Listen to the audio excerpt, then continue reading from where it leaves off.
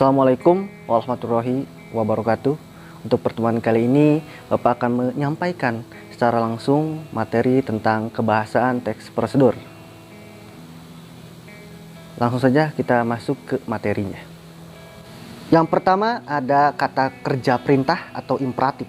Kata kerja imperatif atau kata kerja perintah akan dijumpai dalam teks prosedur karena untuk menuntun para pembaca dalam mengikuti langkah-langkah yang ada dalam teks prosedur tersebut. Ciri-ciri dari kata kerja perintah biasanya diakhiri dengan kan dan i dan diakhiri dengan partikel lah. Misalkan contohnya ada beberapa kata kerja perintah dalam tabel berikut. Kan, misalkan pastikan. Lalu ada yang menggunakan akhiran i, misalkan hindari, dan ada juga yang menggunakan partikel lah, misalkan jadilah. Yang kedua ada kata teknis.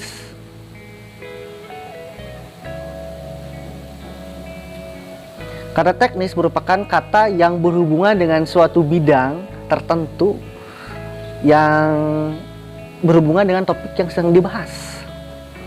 Berhubungan dengan bidang-bidang, bisa saja itu bidang teknologi, bidang pendidikan, dan bidang olahraga. Nah, contohnya seperti ini. Dari contoh kata teknis dalam berbagai bidang. Teknologi misalkan ada internet, install, dan website.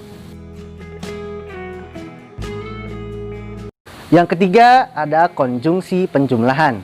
Konjungsi penjumlahan merupakan suatu konjungsi atau kata hubung yang menghubungkan antara suatu kata dengan kata yang lainnya ataupun suatu paragraf dengan paragraf yang lainnya. Biasanya dapat disertai dengan kata dan, serta, dan dengan. Contoh penggunaan konjungsi penjumlahan bisa kalian lihat dalam kalimat berikut ini. Misalkan ada 3 kalimat di sini ya. Ayah dan ibu berangkat ke pasar bersama-sama. Nah, konjungsi yang digunakan adalah dan. Yang kedua adalah ayah memotong kayu dengan menggunakan kapak. Nah, dengan itu merupakan penggunaan konjungsi penjumlahan. Contoh kalimat ketiga dalam penggunaan konjungsi penjumlahan, misalkan pemerintah melakukan pembangunan masif di bidang infrastruktur, jalan raya, serta sarana pendukungnya. Nah, kata serta merupakan konjungsi penjumlahan. Ada 3 ya, dan, serta, dan dengan. Yang keempat ada pernyataan persuasif.